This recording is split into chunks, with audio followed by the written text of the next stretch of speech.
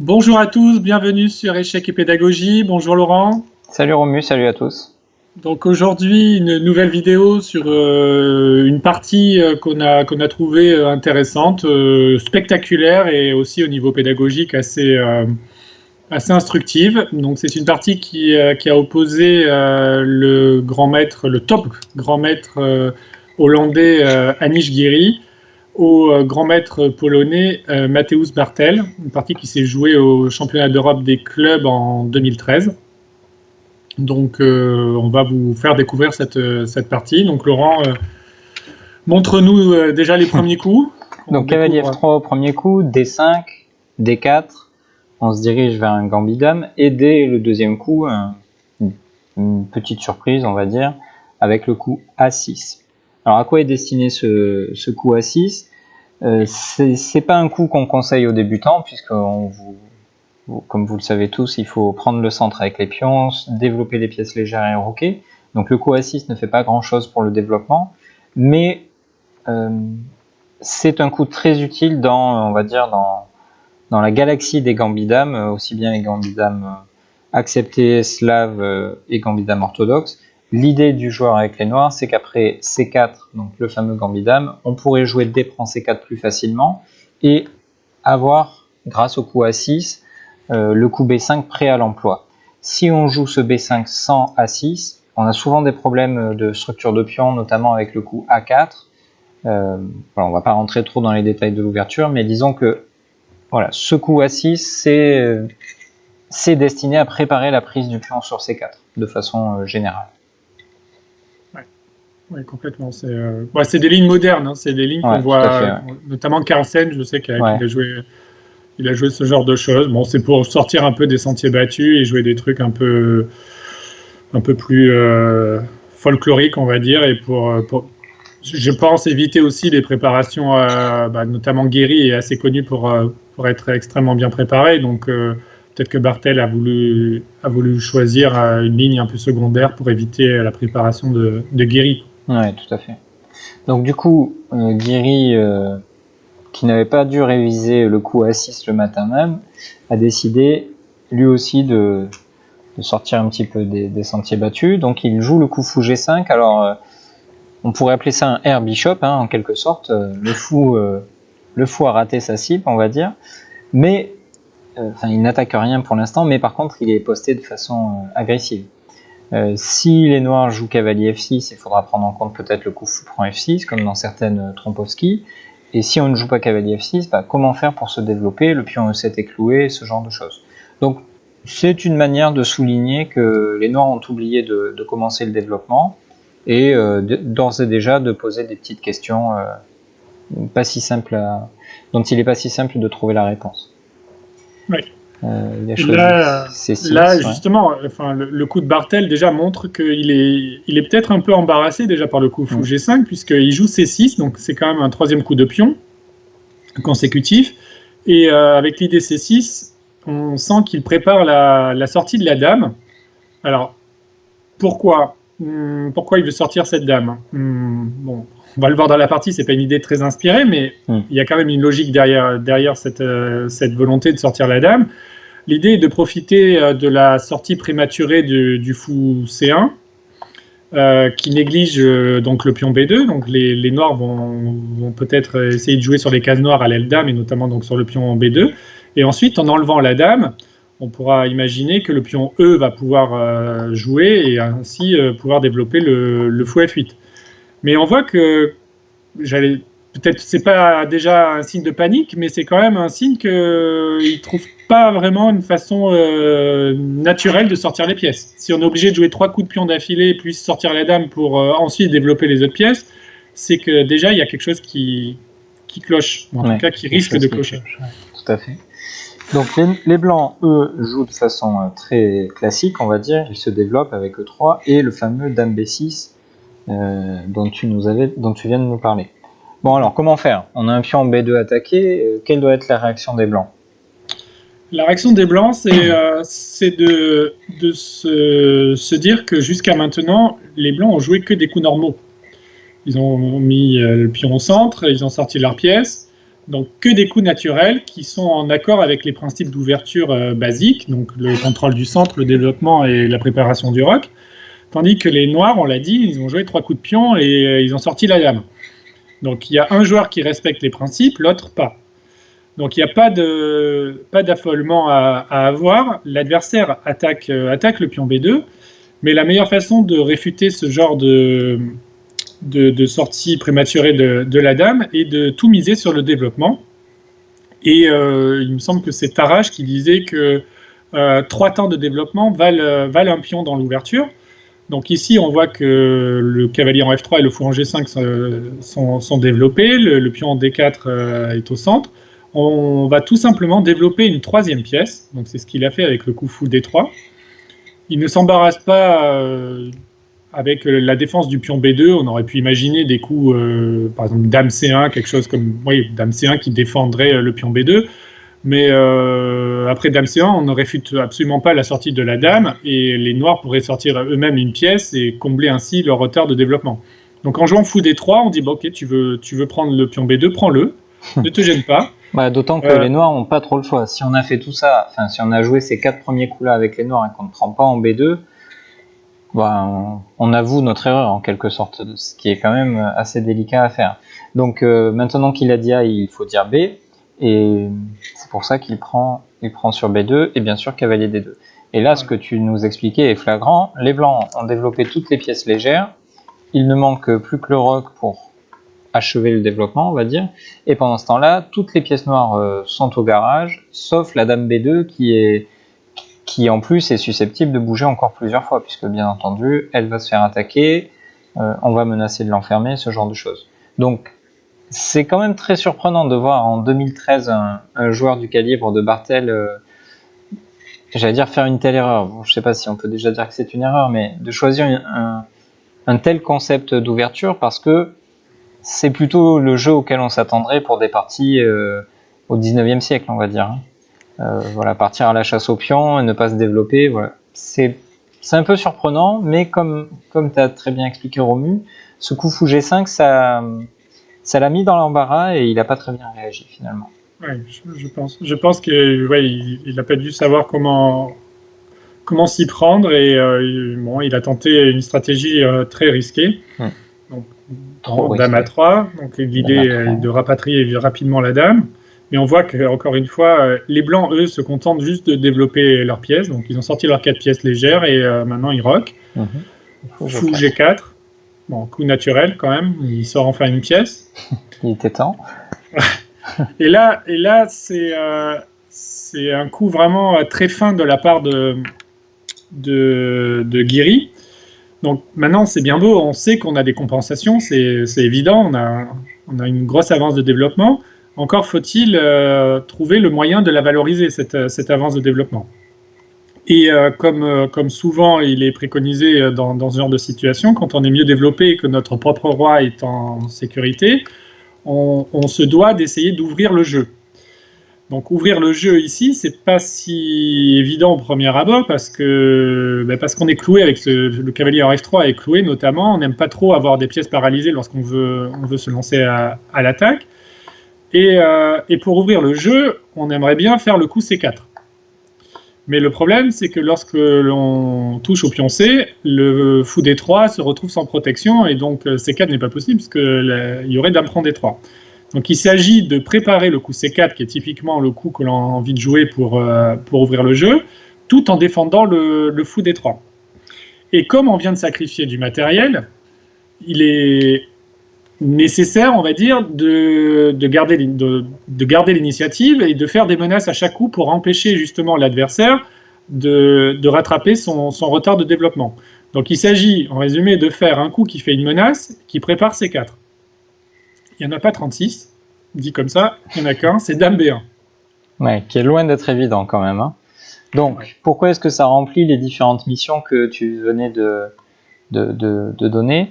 On attaque B7, donc on fait un coup qui attaque.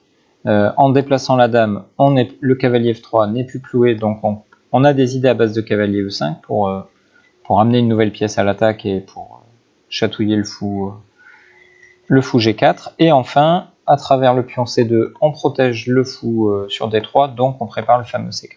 Donc ce dame B1, c'est très facile de passer à côté, parce que c'est pas très naturel de mettre la dame sur B1, ce serait plutôt attendu à y mettre la tour, et c'est quand même un coup de grande classe, on va dire, mais dont il faut s'inspirer, parce que vraiment des coups comme ça multifonctions peuvent faire toute la différence. Ouais. Donc là, la réponse des Noirs est plus ou moins forcée. Il a joué B5, qui en apparence défend le pion B7 déjà, mais empêche notre idée principale d'ouvrir le jeu avec C4. Mais comme on vous le dit souvent, il faut essayer d'être un peu têtu, et lorsqu'on a une idée, ne pas s'arrêter à la première ressource de l'adversaire, et essayer de creuser un peu et de voir si réellement on ne peut pas appliquer notre idée initiale. Et ici, en fait, le coup C4 est possible. C'était pas le seul coup, mais puisque c'était notre idée initiale, autant essayer de la faire. Et c'est ce qu'a fait Anish Giri, il a joué C4. Alors, quelle est l'idée tactique cachée derrière ce coup qui en apparence donne un pion? C'est qu'après B prend C4, la dame peut surgir en B7 et ramasser la tour A8. On voit que les cases blanches... Le roi aussi derrière. Pas que la tour A8, bien sûr. Ouais. Mais tout à l'heure, on parlait de la sortie du fou C1 qui ne défendait plus le pion B2. Et donc, c'était probablement ce qui avait motivé Barthel à faire dame B6 suivi de dame prend B2. Là, c'est un peu le même principe. Le fou C8 est sorti. Du coup, la case B7 est moins bien protégée. Et donc, avec la dame en B1, on peut essayer de profiter de cette case affaiblie. Donc après C4, donc B prend C4 n'est pas possible. L'autre option, ce serait de prendre avec le pion D. Ouais, voilà. Dans la partie, il a pris en F3, mais on va regarder après. Mais s'il prend du pion D, encore une fois, on est têtu, et donc on essaye absolument d'ouvrir cette colonne B en jouant cavalier prend C4. Et après B prend C4, dame B7. La même chose. Puis on prend fou, plus ou moins forcé, dame prend A8, et ça va être compliqué de sauver la partie. Le roi est trop faible. Puis là, on voit toutes les pièces en mode sardine, là-bas, avec le roi. Ça va pas être possible de défendre le roi avec un tel matériel enfermé. Alors la dernière option, après C4, c'était d'essayer de tout garder fermé avec un coup comme E6, en se disant je vais maintenant essayer de me développer le plus rapidement possible, mais ici les blancs maintiennent leur initiative, par exemple avec cavalier H5, c'est pas le seul coup encore une fois, mais on va vous montrer une idée originale. C prend D5, on peut prendre avec, si on prend du pion C, ici c'est une petite tactique du jour si vous voulez vous amuser à chercher, vous mettez en pause la vidéo, mais on se doute que vous avez déjà vu instantanément le joli dame prend B5. On peut prendre du fou aussi, mais ça change pas grand chose. Dame prend, c'est plus joli. Fou prend échec, et on fait un mat avec les deux fous comme ça, et c'est terminé. Et en cas de E prend D5, je vais y arriver.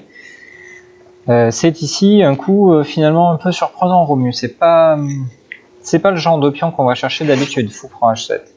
Ouais, mais en fait, c'est pas pour le pion qu'on va prendre H7, c'est surtout c'est pour les menaces qui peuvent en découler. Après fou prend H7, on menace des choses comme simplement fou prend G8, fou prend cavalier G8, et dame F5 aussi.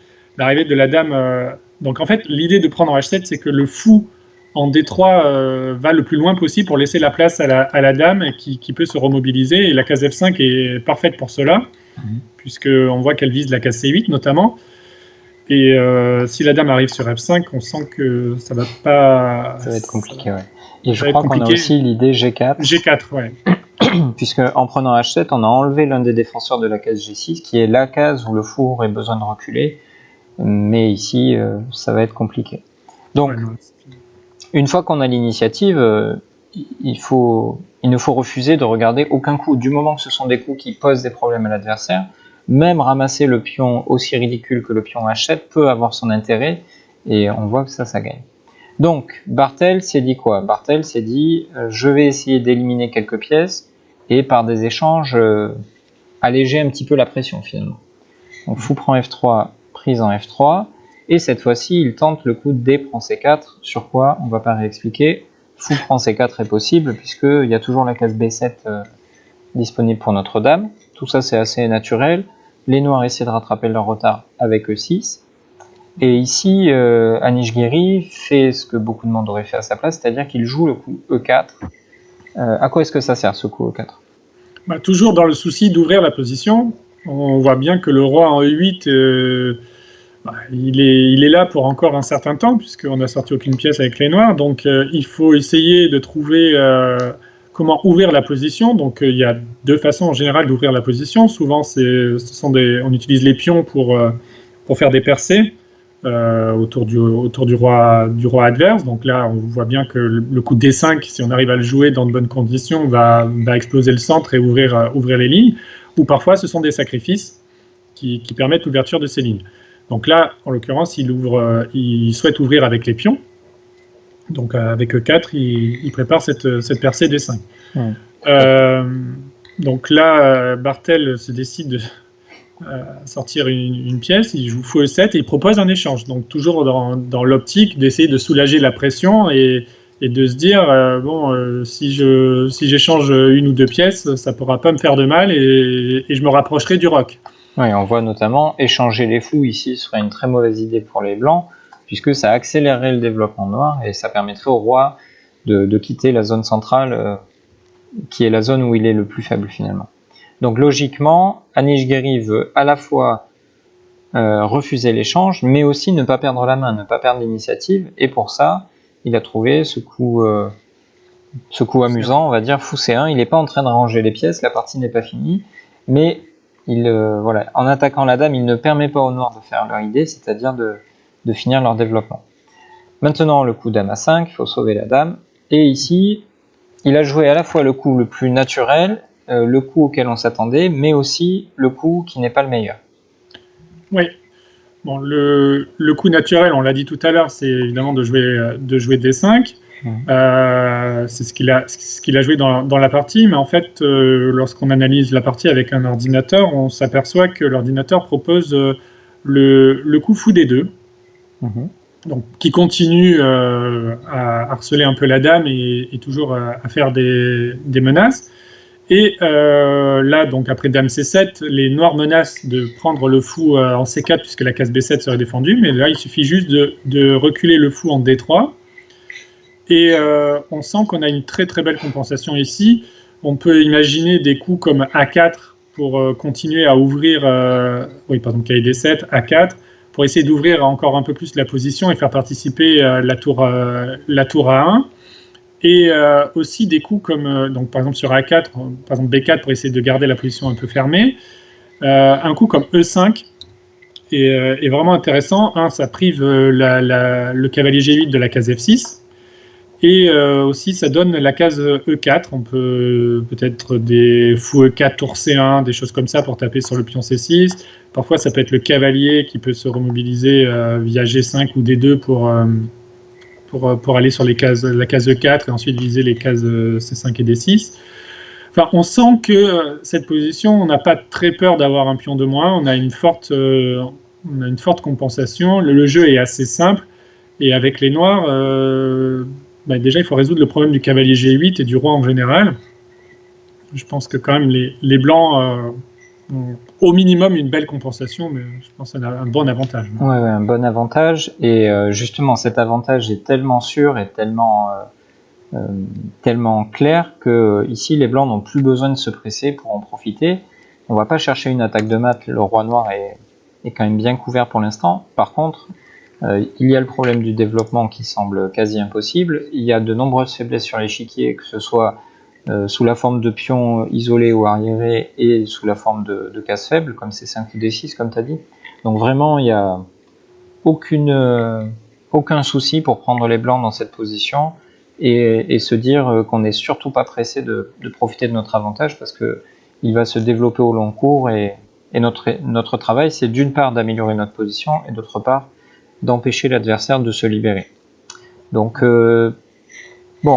on peut comprendre que fou D2 suivi de fou D3, c'est un bon coup. D'un autre côté, on peut comprendre aussi ce qui a poussé Anish Giri à jouer D5. C'est qu'il, depuis 6 ou 7 coups, il est dans un mode très dynamique, il essaie de punir son adversaire pour l'ouverture un petit peu expérimentale, on va dire, et donc D5, c'est dans cette philosophie de jeu, et je pense que c'est très difficile de refuser de jouer un tel coup alors qu'on vient de le préparer, et alors qu'il a l'air tellement fort. Bon, malheureusement, concrètement, les ordinateurs prouvent par A plus B que ce n'était pas décisif et qu'il fallait être un petit peu plus patient. Alors, on peut quand même dire aussi que, certes, objectivement, ce n'est pas le meilleur coup. Par contre, personne ne voudrait être à la place de Barthel ici avec les noirs, une pendule qui tourne, dans une compétition importante par équipe. Je pense qu'il faisait pas trop le malin avec les noirs ici. Et bon, c'est toujours facile une fois qu'on est à la maison en train de siroter son thé de comprendre que l'ordinateur nous dit que c'est pas le meilleur coup, mais pendant une partie, quand on a les noirs, on essaie juste de rester en vie, quoi, on va dire. Oui, bien sûr. Et le coup D5, quand même, ça offre le choix aux noirs. Et qui dit choix dit forcément chance de se tromper. Et même pour un joueur aussi fort que Barthel, calculer concrètement les variantes dans une position assez compliquée où on est sur la défensive, et déjà on est au 14e coup, et je pense que dès le 3e coup il était déjà hors théorie, donc il a dû jouer par lui-même quasiment toute la partie. C'est pas si simple de faire face à un coup comme D5. Donc ici il s'est trompé, mais encore une fois, qui peut dire que dans cette position il aurait pu naviguer sans se tromper et jouer tous les coups de l'ordinateur? Je pense pas grand monde sur la planète. Donc le ici, coup de le bon coup était l'ordinateur, C prend D5. voilà, Ouais. C prend D5, le coup de l'ordi. Donc la pointe, la première pointe, c'est qu'après E prend D5, maintenant le fou C4 est vraiment prenable. Pourquoi? Parce que sur Dame B7, il y a Dame prend D5. Et on défend par rayon X la tour, il n'y a pas de problème de Dame C8 ou quoi que ce soit, et ainsi les noirs ont juste une pièce de plus. Donc C prend D5, ça rend possible la prise sur C4, en tout cas ça peut le menacer dans certains cas de figure. Ici il y a des variantes avec fou D2 qui peuvent être un petit peu complexes, mais penchons-nous surtout sur le coup fou B3 qui maintient la tension, et maintenant les noirs arrivent à se développer. Donc cavalier F6, les blancs cherchent l'ouverture des lignes, pion prend D5, cavalier prend D5, fou prend D5 pour ouvrir la colonne E et essayer d'interdire le plus longtemps possible le petit roc, cavalier C6 par exemple, et sur fou G5, F6, on a provoqué des affaiblissements, mais notre attaque n'a pas été assez punchy avec les blancs, et on se rend compte que les noirs finalement arrivent à roquer. Il y a des compensations pour les blancs, parce que E6 est faible, parce qu'on est toujours mieux développé, parce que D5 va probablement tomber, mais on a donné 2 pions et notre attaque est terminée, on va dire. Donc les compensations auraient été suffisantes probablement pour faire nul, mais les noirs s'en tiraient. Alors c'est toujours pareil, une fois que le sac à puce vous a dit comment il fallait jouer, ça paraît simple, mais encore une fois, avec la pendule qui tourne, face à un grand maître à 27-49, je pense pas qu'on pense que... Enfin, qu'on se dise que la tâche soit facile pendant la partie. Alors, il n'a pas trouvé cette suite, et il a choisi à la place le coup E prend D5. Oui, bien sûr, E prend D5, et là, le fou n'est pas prenable. C'est toute la différence entre C prend D5 et E prend D5 au coup précédent. Alors, comment ça se passe? Cavalier F6, maintenant, il faut assurer l'attaque avec les blancs. Ouais, là, un très bon coup de la part de Guéry, qui laisse pas les noirs respirer, en fait. C'est ça qu'il faut comprendre derrière toutes ces variantes. Bien sûr, il y a eu des imprécisions, encore une fois, mais ce qui est le plus important dans cette partie, et c'est pour ça qu'on vous l'a présentée, c'est qu'elle va être spectaculaire. Bon, déjà, il y a eu des idées intéressantes au début de la partie, et on va voir des idées encore plus spectaculaires par la suite, mais c'est surtout la volonté de faire mal tout de suite et de pas laisser l'adversaire se développer. Et donc ici, il continue avec le coup de D6. Encore une fois, une menace. Il attaque le fou. Donc ça force fou prend D6. Et la colonne E, maintenant, elle est ouverte pour la tour. Et donc les blancs font échec. Donc on voit encore une fois qu'on peut pas... On n'est jamais tranquille avec les noirs. Et donc là, il a joué roi F8. Ouais, il n'a pas envie d'être cloué par fou E7 ou ce genre de choses. Sinon, il pourrait pas roquer. Et bon, là, de toute façon, c'est sûr qu'il ne roquera pas avec son roi F8, dame F5. Donc, on améliore la dame et on commence à se rapprocher dangereusement du roi noir, on menace déjà dame C8. Cavalier BD7 sort une pièce et empêche la menace adverse. Et là, ça y est, tout le monde en fait est prêt à bondir. On voit la dame en F5 donc, qui est bien placée, le fou en C4, le cavalier en F3 qui rôde aussi, qui peut parfois surgir sur la case G5 notamment, la tour en E1, même le fou C1, il est en apparence loin, mais très rapidement, il peut s'en prendre au roi sur H6, sur G5, sur A3, sur B2. Enfin, il a quand même pas mal de cases où il peut être menaçant. Tandis que les noirs, ils ont le roi en F8, une dame en A5, une tour en A8, une tour en H8. On sent que on n'est pas complètement coordonné chez les noirs. Donc, on a 2 pions de moins avec les blancs, mais on sent que c'est le moment décisif approche, et c'est là où le jeu concret vraiment apparaît clairement. Et il faut essayer d'envisager les coups même les plus surprenants, et comme je l'ai dit tout à l'heure, on cherche à ouvrir encore un peu plus la position, et on a 2 moyens pour cela, soit utiliser des percées de pions, soit des sacrifices. Donc là, les pions ont déjà fait le boulot, ils ont ouvert pas mal de centres. Maintenant, ce sont les pièces qui peuvent éventuellement se sacrifier, et donc c'est ce qu'il a fait avec le coup fou prend F7. Oui, il vient de détruire le pion devant le roi, ça affaiblit la case 6, et puis ça va aspirer par certains côtés le roi. Par exemple, si Barthel avait accepté le fou, cavalier G5 arrive avec échec, et sur roi F8, dame E6, voilà, on profite immédiatement de cette case 6, et il y a des maths possibles en F7 très prochainement. Un autre coup sur lequel on peut s'interroger, ce serait le coup G6, pour à la fois chasser la dame et essayer de donner un petit peu d'air au roi noir, mais comme tu l'as dit, Romu, le fou C1 travaille à longue distance, et après fou H6 échec, tout simplement, il va y avoir mat par dame E6. Donc le fou n'est pas prenable, on ne peut pas jouer G6. Barthel a essayé de gigoter comme il le pouvait avec cavalier E5, mais ici, encore un coup spectaculaire avec tour prend E5, c'est ça? Ouais, c'est ça. Mais il supprime, en fait, il faut comprendre que la valeur des pièces n'est pas très importante. L'important, c'est toujours la balance entre le nombre de pièces qui attaquent et le nombre de pièces qui défendent. Et leur valeur n'est pas réellement importante. L'important, c'est vraiment les menaces. Et donc, en jouant tour prend E5, il échange un attaquant, la tour, contre le principal défenseur des noirs, le cavalier E5. Donc, après le cavalier prend E5, maintenant, il suffit de retirer le fou. Tour prend E5, pardon. Donc, fou prend E5, forcé. Et là, le fou F7 est en l'air, donc il faut le bouger. Donc, il le rapatrie en B3 sur une case assez stable. On peut juste dire pourquoi cavalier prend E5 ne marche pas, on ne sait jamais, peut-être que certains l'auraient oublié. Attention, parfois dans l'euphorie de notre attaque, on a l'impression que plus rien ne peut nous arriver, mais si, le pire peut toujours arriver, et donc ça aurait été très dommage de gâcher cette partie par dame E1 mat du couloir. Donc voilà pourquoi il préfère reculer le fou sur B3, et mine de rien, c'est un nouveau sacrifice. Voilà, on fait défiler les coups comme s'ils étaient hyper simples, mais il est en train de sacrifier énormément de matériel, Guiri. Qu'est-ce qui explique que fou prend A1 ne va pas pour les noirs? En fait, les blancs veulent attaquer sur les cases blanches, et on voit que ce fou B3 est extrêmement fort, et le roi en F8 est tout seul, et donc les blancs rêvent juste de faire mat à ce roi, notamment souvent sur la case F7.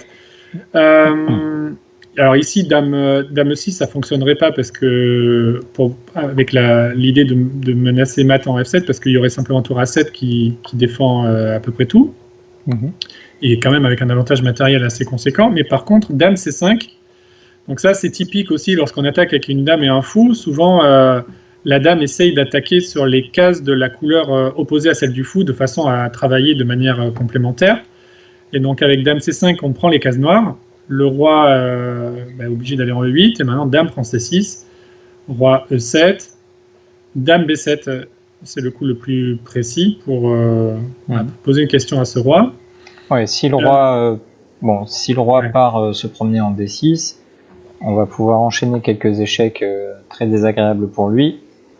Et bon, il est livré à lui-même, et il y a 4 pièces blanches autour de lui, donc c'est logique qu'au bout d'un moment on arrive à faire mat. Voilà, par exemple. Ici, ça va être bientôt terminé. Un autre coup qui est peut-être plus naturel, c'est d'essayer d'interposer le cavalier. Justement, les noirs ne veulent pas laisser le roi noir livré à lui-même. Ils essaient d'interposer quelque chose. Mais maintenant, on a le coup dame 4. Il ne faut pas oublier que le roi ne peut jamais retourner sur la 8e rangée. Simplement, je ne sais pas si c'est simple, mais parce que la tour A8 serait prise, au minimum la tour A8 serait prise et peut-être plus que ça. Et lorsqu'il part se promener en D6, après fou F4 échec, voilà, le cavalier a essayé de faire ce qu'il pouvait, mais ce sera un mat assez rapide. On va en montrer un sur les deux possibilités, par exemple. Après roi B4, on a fou D6 échec et dame D2 mat, entre autres. On voit bien que, comme tu l'as dit, Romu, c'est pas le nombre de pièces objectivement sur l'échiquier qui compte, c'est le nombre de pièces qui attaquent face au nombre de pièces qui défendent.